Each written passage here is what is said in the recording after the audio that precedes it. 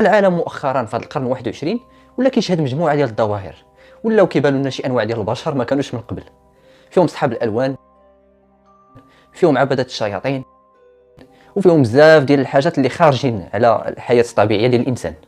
الظاهره ديال هاد الكلاب البشريه بدات كتنتشر ابتداء من 2013، بقات غاديه وكتزيد بشويه بشويه حتى بدات كتنتشر بزاف في اوروبا. كما انتشروا شي حاجات اللي كانوا في اوروبا وكنا كنقولوا مستحيل يوصلوا لينا حنا العرب، فوصلوا لينا وانتشروا عندنا، بحال هاد عبده الشياطين اللي في البولفار. فاذا شفتوا